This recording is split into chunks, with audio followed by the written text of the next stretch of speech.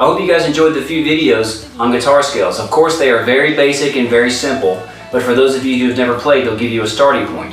One thing I want to emphasize before we close here is that all the scales that we did were in the key of A. Why were they in the key of A? Well, if you learned your strings like you should have learned your strings, you will know that the third string from the bottom or the fourth string from the top is the G string, right? So in the first fret, it would be G sharp or A flat, and in the second fret, it would be A. All right, so we are starting on an A, and we are ending on an A.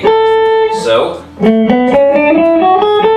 that is why it was in the key of A, because we start on an A and we end on an A. Now, the patterns that I showed you and all the scales will work anywhere on the guitar. The only thing that is different about those scales is where you start. For instance, we started on an A, so they were in the key of A. So we would need to play that scale over a song that is in the key of A. Well, let's say that we wanted to play the scale over a song that was in the key of D, right? Our D chord. We would need to go to where a D is, okay? In this case, our D is up here on the 7th fret. We would play the same exact pattern. Same exact pattern, that's our major. This is our blues. Same exact pattern, it's just in the key of D. Let's say we wanted to play it in the key of E. We're up 2 more frets, we're on the 9th fret, major diatonic.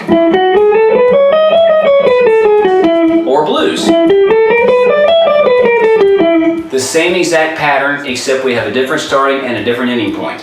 That's what makes the guitar so cool, is that we can use the same patterns all over the neck, as long as we find out what key the song is in and make sure that we start on the right notes and we end on the right notes.